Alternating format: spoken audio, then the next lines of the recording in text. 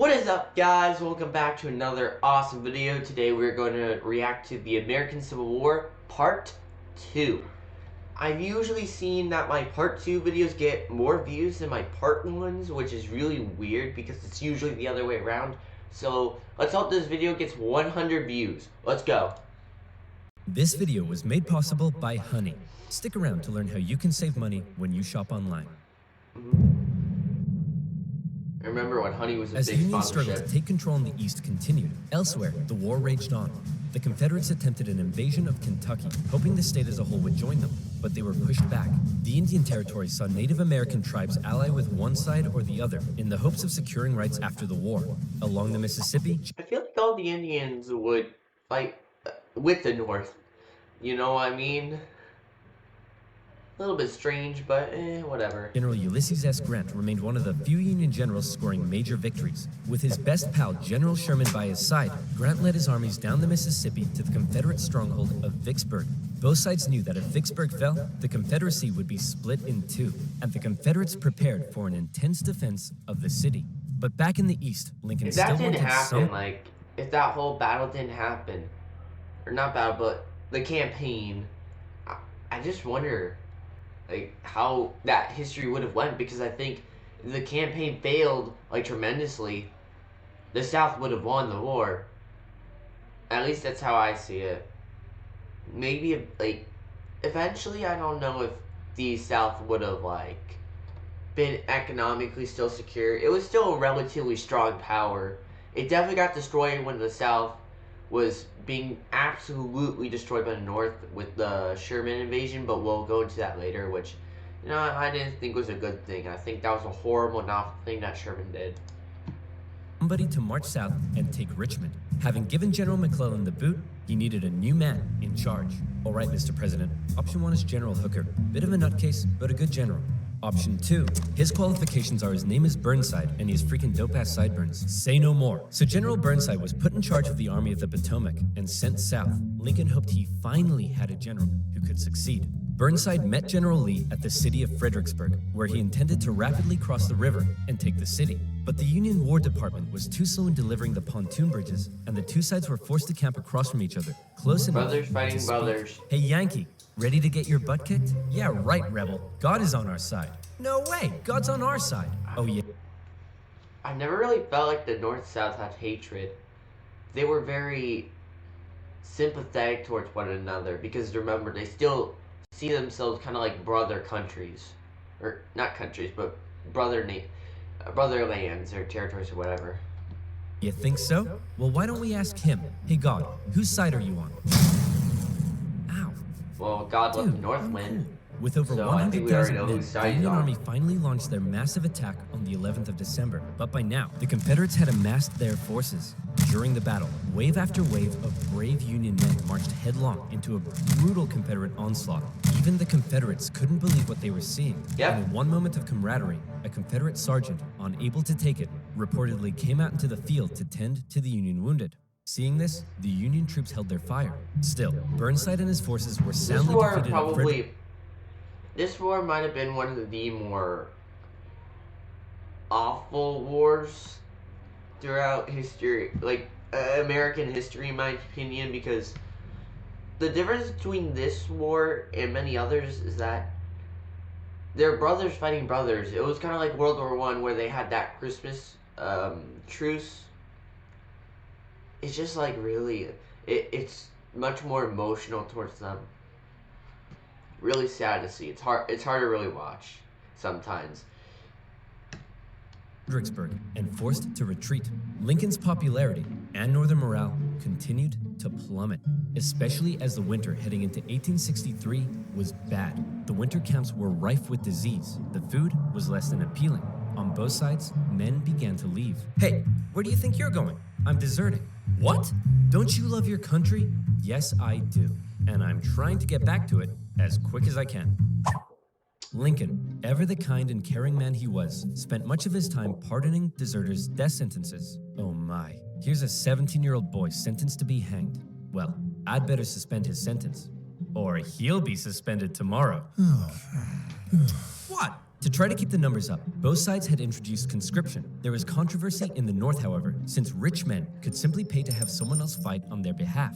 Yeah. Riots broke out in New York City, with enraged mobs furious at the idea of going to fight for slaves, an idea that many of them simply did not support. However, And speaking of inequality, another thing too, the inequality of the South was all about the slavery, right? Like the rich usually having hundreds, if not thousands, of slaves. That was kind of the big inequality there because all the soldiers, at least like maybe 90% of all the soldiers, never had a slave ever. They never had one. And they were kind of fighting for their home, for their homeland. And I don't like that perspective where, oh, all these Confederate people, it was always about they were here to preserve slavery. Maybe the governments were more like that, but most of these soldiers fought because they wanted to keep their home, at least to their perspective. And same thing with the North. It wasn't really about freeing the slaves. It was more about it was protecting their home or preserving the Union because they saw the South also like part of their homeland. So that's kind of the real reasons why these Confederates and Yankee Unions, like the reason they fought, which like probably some of them obviously had different reasoning, but like you have to remember, there was a good, like a decent level of inequality going on in America already. Oh, and I believe one statistic I found around 5 to 10% of all the South owned slaves. You can take with that a grain of salt all you want, but that's just the statistics I found. after so much pressure, the Union had finally begun allowing black men to enlist. And these men, knowing what they were fighting for, signed up. By the end of the war, nearly 200,000 troops, 10% of the Union Army, would be black. The valor and bravery they showed throughout, silencing critics. Okay, well that last guy was useless. Let's try this Hooker fellow. General Joseph Hooker was put in charge of the Army of the Potomac, and once again, Lincoln ordered him to move south and take Richmond. Hooker met Lee at the Battle of Chancellorsville, where Hooker had over twice the men Lee did. Lee was forced to defy all military convention and split his smaller force into two. Lee had absolutely no chance of winning, and Lee won. It was his masterpiece. Lee did suffer one significant loss during the battle, though, as his right-hand man, Stonewall Jackson, was riding back to the Confederate This lines is at night. probably one of the moments that destroyed everything. You'll see. The nervous Confederate troops, unable to recognize him, opened fire. You boys done goofed up. Jackson died You boys done goofed up. days later. As for Lincoln, he couldn't believe it. It was yet another loss, and Northern support continued to waver. While the Union kept on struggling in the East, out west, I really want to see like a what if altis scenario. Not what if altis, but I believe it was a video I saw actually that came from Alternate History Hub where he made a video on what if the South won. I kind of want to react to that next time because I would like to learn more about the Civil War history and maybe a bit of alternate history would be cool to add to the channel. Unconditional surrender Grant was making moves as always. In an attempt to take Vicksburg on the Mississippi, he made a series of risky and bold movements. He sent a cavalry raid and feigned Sherman north to confuse the enemy. Then, aided by a fleet of ironclads on the river, he raced his army south to cross the Mississippi. Aware that the terrain to the north was restrictive, instead, he strategically moved northeast, hitting Vicksburg's supply line and defending his rear from Confederate armies in Jackson. Once he reached Vicksburg, the Confederate defense became hardened, and Grant was forced to settle in for a month-long siege, during which time he got rather bored. Despite not taking the city, Lincoln loved it and encouraged Grant to hold firm. It would only be a matter of time before the Mississippi was in Union hands. Around this time, the people in the west of Virginia, who had remained loyal to the Union throughout, finally broke away to form their own state. They could have named it anything in the world. Alternative names. Big Mountain Mama State. Florida, Canada 2, Mississippi, PP. Kentucky, High School Musical, the series, the state. Left Virginia. But the creative minds at the time came up with the ingenious West Virginia.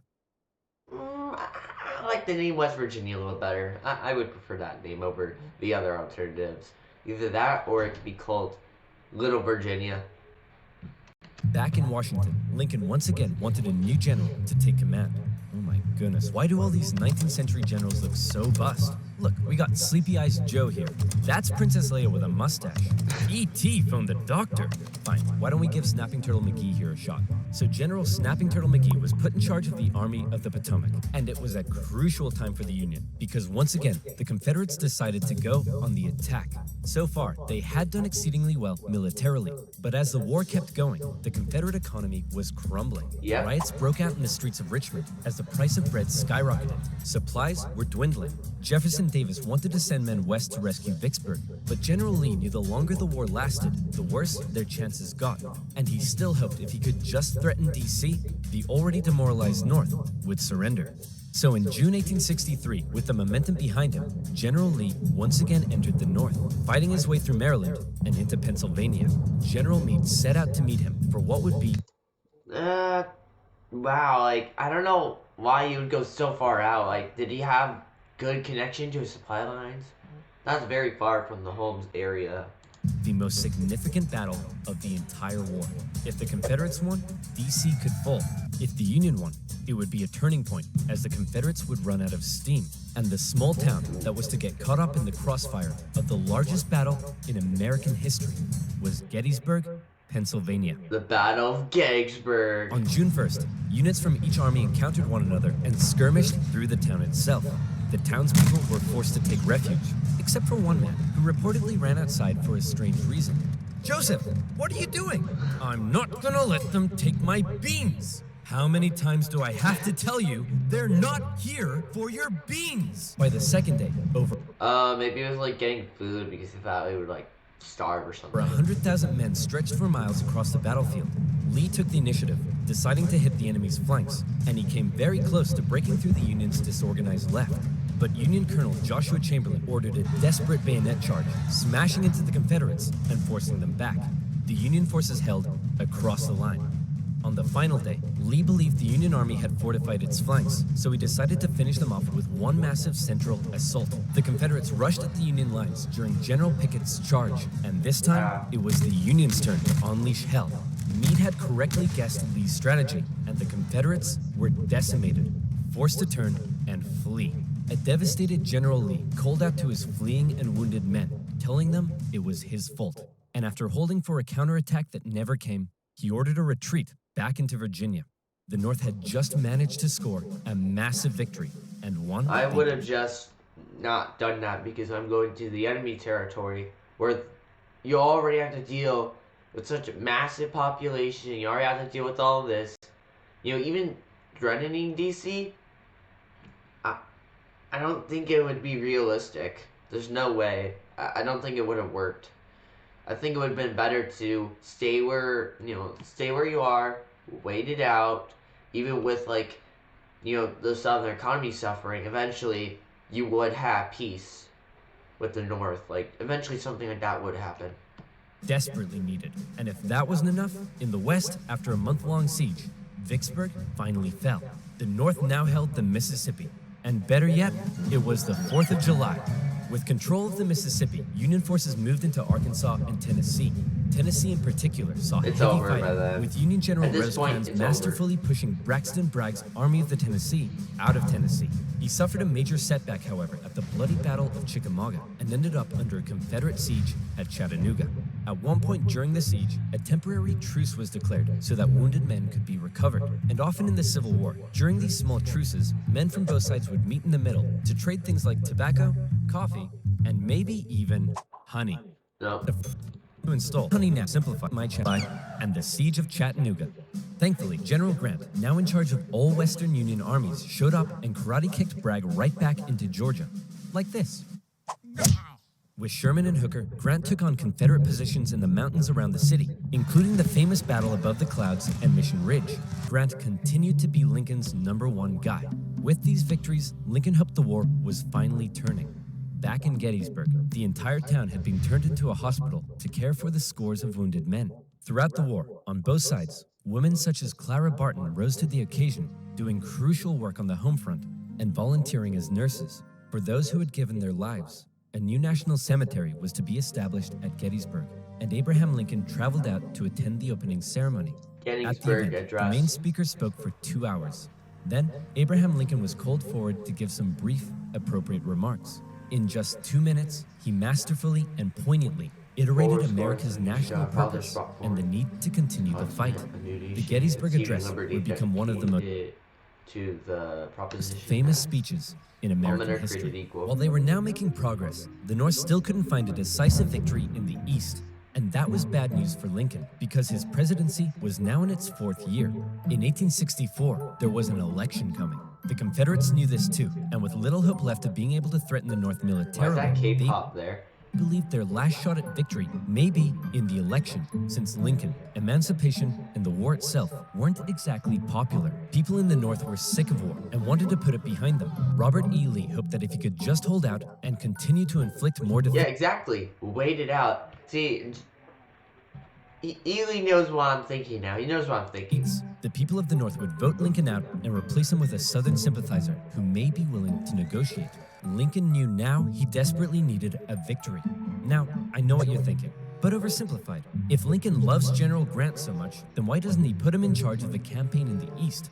Well, guess what, loyal subscriber? Yep. You've hit the nail on the head. You're bold, Grant. I'll grant you that. I'm promoting you to General-in-Chief, and I ain't taking you for granted. I have a Now, I want you to cousin. go defeat Lee. I have a cousin named Grant where I've done all those jokes too. Grant me my wish. Please stop. So Grant was put in charge, and he came up with a new plan. He wanted to press the Confederates on all fronts, with General Banks to capture Mobile, Alabama, General Sherman moving south to Atlanta, and Grant joining the Army of the Potomac as they advanced through Virginia. In May 1864, that plan went into action. Sherman steadily advanced on Atlanta, facing off against the smaller Confederate army under General Joseph E. Johnston. In addition, a cruel yet highly skilled cavalry general and winner of the funniest Confederate statue award, Nathan Bedford Forrest, was also nearby, doing his best to threaten Sherman's advance. But in a series of battles, Sherman dominated and pushed Johnson back to the city. But he was held just outside of Atlanta itself and was forced to lay siege. Meanwhile, the main show was happening to the east in Virginia. The Union's top general was finally about to face off against the Confederacies. Lincoln hoped Grant would bring something new to the Eastern Theater, and bring something new he did. As Grant began moving south, Lee still regularly outmaneuvered him and inflicted heavy casualties, hoping to demoralize the North as much as he could. But here's what set Grant apart from others. He knew Lee was running out of men, and that the North by comparison had plenty. Grant would throw his forces at Lee, and even when Lee repelled them, Grant, rather than pulling back, would give the order to keep moving forward and flank Lee, again and again. In under 6 weeks, 80,000 men would be— Oh my. I get it. You gotta win your war, you gotta win your battles, but like, look at that. Are you sure that's really a victory for you? I guess since the North has 22 million people, which I'm always gonna repeat that, and it's whatever. Like, man, oh. killed, wounded, or missing. In D.C., Grant was criticized for being a butcher. Yeah. At the Battle of the Wilderness, Kind of was. You know, I probably would consider those things that he did. I don't know if I would go fully like that, though. I don't know. I don't know if I would do that. Because, like, remember, the South might have done that, but still, they were, like, they're still Americans. That's the thing. the Union casualties were so heavy that Grant reportedly began to weep. But still, Grant could replace his losses. Lee couldn't, and he was being pushed all the way back to Richmond. Lee knew once he got there, he'd be Richmond, North Richmond. under siege. Then it would only be a matter of time. Close to Richmond, Grant again suffered horrific casualties in a miscalculated assault at Cold Harbor. Then, trying to be a trickster, instead of moving on Richmond directly, Grant moved towards Petersburg to flank the Confederate capital and cut its supply line. But, just like Sherman, Grant was halted outside of the city, and he too was forced to settle in for a siege. Two identical sieges would not be good enough for Lincoln's re-election. The people of the North saw the casualties Grant had been taking, and they weren't happy. To make matters worse, Lee had sent Jubal Early north to threaten D.C., with the hope of forcing Grant to withdraw troops from Richmond. Early was repelled on the outskirts of the city, with President Lincoln even attending as an observer, but the North had been given a fright. So with the war currently in a stalemate— Why did they do that? Why didn't they go and flank here? Like that. do that flank element. That would have been so genius if they did that instead of just trying to go all the way up to DC. Because like DC will be guarded no matter what. Even if you do somehow take it, I I don't know if peace would be made immediately. I think like they would have just retaken it eventually, just seeing how close it is to the north. But probably, yeah, that would make him even more unpopular, maybe even destroy his legitimacy. Stalemate. Who was to be Lincoln's opponent in the critical 1864 election? Who would the Democrats Uh-oh. choose? Guess what, baby? I'm back. That's right. General George B. McClellan would run for president against Abraham Oh, Lincoln, no. my fellow countrymen. If you elect me, I, the great General George McClellan, will fearlessly and valiantly win the war.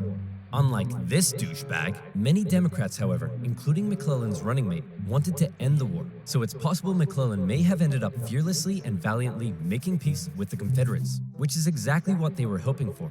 With the war in a stalemate and Lincoln still not popular, it looked like McClellan would win, and the Confederacy may have a chance at surviving after all. Lincoln himself said that without some kind of major victory, it seemed exceedingly probable that this administration will not be re-elected. Well, fret not, Abe, because if it's a major victory you want, it's a major victory you'll get. Oh no. This is where Atlanta had been under siege by General Sherman for just over a month. we're getting to what I was saying before. After a number of battles around the city, Sherman sent a force south to sever the city's supply line, and Confederate General Hood was forced to abandon it. Atlanta, one of the Confederacy's most important cities, had fallen into Union hands. For many, it was clear that the Confederacy's defeat was now inevitable, and the war would soon be over. When the final results came in, Lincoln had won with an electoral college landslide, with the troops in particular voting overwhelmingly for Lincoln, which must have been touching for their commander-in-chief. Hey man, looks like you lost. No hard feelings? I didn't lose. I merely failed to win. In January, Lincoln involved himself heavily in ensuring the 13th Amendment made it through Congress. In a narrow and historic vote, the amendment passed. Slavery would now be constitutionally banished throughout the nation. Black men and women, watching the vote from the galleries, knew the work had only just begun. A couple months later, at his second inauguration, with victory right around the corner, he didn't celebrate, he didn't gloat. Instead, he emphasized the need for reunification and binding up wounds. To him, Oh yeah, binding up wounds. You'll have to see what happens, but hey, at least he wasn't extremely hard. I still think he did a lot of bound to south. You'll have to see because American, it's weird how he's not mentioning North it or yet. South, were to Or- again be It was kind of later in the compatriots. war anyway. However, listening to Lincoln speak that day was a man who had no interest in reunification, John Wilkes Booth. An actor living in D.C., was also a deep Southern sympathizer, and as the war turned against the Confederacy, depressed and full of hate, he was already plotting his revenge on the man he held responsible. With further Confederate losses, it was pretty clear at this point who would win. But still, Jefferson Davis showed no sign of giving in. The North were frustrated to see the conflict being dragged out. Why waste more lives? In Atlanta, General Sherman believed he had the key to forcing the Confederacy's hand. He had an unusually modern concept that an army could only survive with the support of the people. Strike at the people, and the army collapses. Sherman decided to do something unprecedented. He would remove his 62,000 men from their supply line and march through the heartland of the Confederacy, where they would live off the land. There, they would wreak havoc. As they marched, they tore up railroads, burned farms, and destroyed communication lines. They also liberated thousands of slaves. The damage done was estimated at $1.4 billion. But it wasn't just that. They were destroying like the hometowns of a lot of innocent people too. Like, I remember. The tactics were cruel, but to Sherman, it was I think it was an awful thing to happen, but it's kind of like slavery. This is kind of a norm for the time. You know, I know he's just said it was a new concept, but like the whole siege from Atlanta, that was something where being that kind of cruel was kind of something not really seen as like that bad compared to the rest of the world, really. Something much more light. This is kind of more of a norm to most, you know, to doing that type of stuff. I mean, have you seen what most countries were like back in that time? But at the same time, like, I think it was bad. It was bad, but then again, this was kind of something that I wouldn't have expected from 1860. It was better than losing yet more men in battle. In December, he reached Savannah, Georgia, but he wasn't done yet. Next, he turned north to inflict his punishment on the first state to secede, South Carolina. As he moved, he came ever closer to General Lee's army, still holding out at Petersburg. The siege of Petersburg had lasted for 292 days. 60,000 of Lee's men had deserted. Numerous Union attempts to break through had failed, but when the breakthrough finally came, it came quick. On April 2nd, a Union assault finally pushed the Confederates from their defenses. Hey man, there's no need to evacuate, right? You'll rescue us like last time, right? Sorry, can't hear you. Lee narrowly escaped the city, hoping he'd be able to meet up with General Johnson and continue the fight. Grant chased him down. Richmond was evacuated, and Jefferson Davis went on the run. As they left, the Confederates set fire to military buildings, but the flames burnt out of control, and as the Union troops arrived, they became firefighters. A couple of days later, Abraham Lincoln visited the war-torn city. Grant caught up to Lee at Appomattox Courthouse, where he trapped his forces. It was here, on April 9th, 1865, that Lee saw no point in continuing. Sir? Listen, bub, I drank a bit too much last night, and now I'm hanging like a fruit bat on a hot day. So whatever you have to say, I don't want to hear it. General Lee says he wants to surrender. Hot diggity dog! Grant and Lee met in the home of a nearby farm family, owned by a man who had tried his best to escape the Civil War years earlier, Wilmer McLean. All right, can we all just hurry up and get this over with? Martha, not now! I'm cleaning! Do you want us to get rats? Grant and Lee, after years of war, now spoke respectfully to one another. When Lee left, his face filled with emotion, Grant's men began to cheer, but Grant ordered them to stop. He knew that now was the time for reconciliation. Just over 2 weeks later, General... It's also pretty crazy. The people who were fighting against the South, they were much more sympathetic and much more, like, calmer than today. I don't know, it's kind of strange. Like, you would expect the people who were fighting against the South would be much more harsh, but no. General Johnson would surrender to Sherman, ending the war for 89,000 Confederate soldiers in the largest surrender of the war. Not every Confederate state had surrendered, but the war was as good as over. Across the North, church bells rang out and celebrations erupted. In Washington, Lincoln gave a speech from the White House to a jubilant crowd, in which, among various things, he expressed his support for black voting rights. Lincoln had seen the nation through its deepest crisis. The presidency had visibly aged him. He had lost over 20 pounds.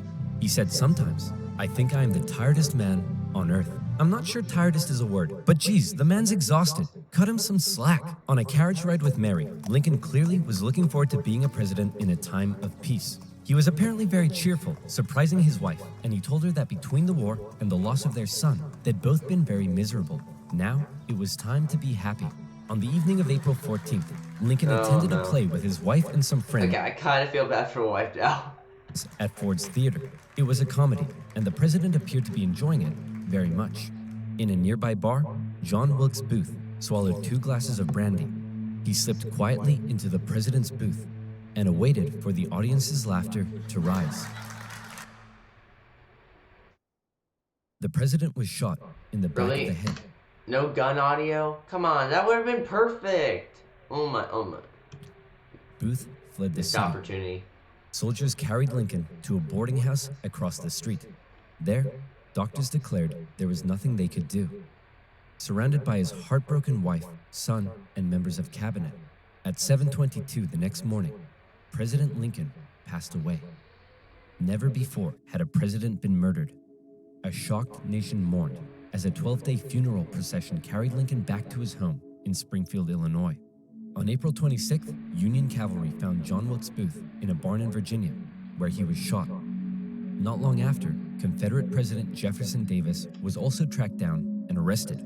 Imprisoned for 2 years, he was eventually released. The North didn't want to put him on trial for fear the jury may rule that Southern secession had in fact been legal. To ensure reconciliation, other Confederate generals and politicians were allowed to re-enter life in the now restored Union.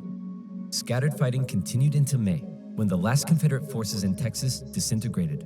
The Southern states came under Northern military. Hey, Texas! We lasted the longest. I'm sure. Why did I cheer on the part where it's supposed to be really sad? I don't know. But man, like, it really goes to show because, like, how that all came to be. One, I do think Abraham Lincoln, he wasn't really, I would say, moral guy. I mean, yeah, he freed the slaves, he did a lot of good things, but at the same time, he did a lot of bad things, and, you know, he also said that it would be better if blacks just were not in the country, which, I mean, I guess is, I don't know what to think of that. They, I don't think we could have ever done that, though. I think that would have just been, like, you know, moving them out of their homes, that would be really bad. But the South, it's hard to really say whether it was, you know, for the real reasons, but I think what we can see is kind of not really as much with that. Let's try and take a perspective where we notice that the true people and the victims were, you know, people like the slaves, people like the soldiers. They were the people that really suffered in this. You know, I think they don't really have much attention to.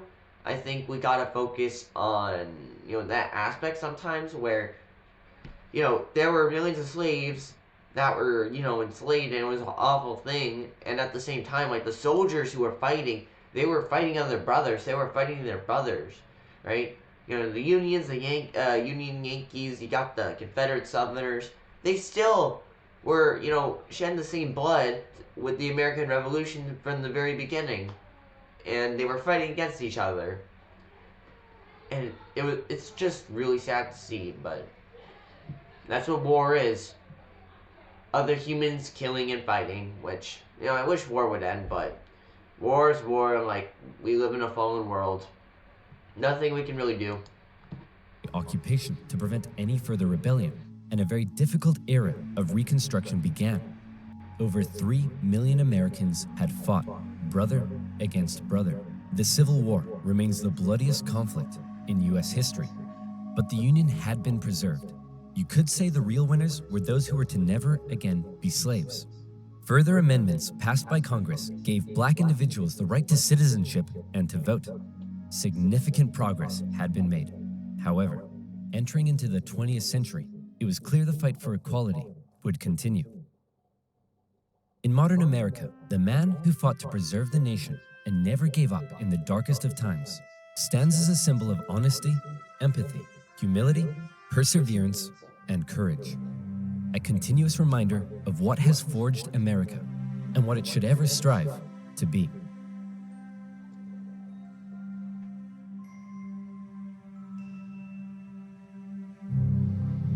Alright, well, that's the end of the video. Hope you enjoyed that, everybody, and I will see you soon. Learning about the Civil War, though, I really got to see more stuff that, and, like, learn things I didn't really remember, because I knew a lot more of the Civil War when I was younger. I kind of forgot a lot of details, so I think I want to make more content dedicated to the Civil War. So expect that in the future. I will see you later. Bennett out.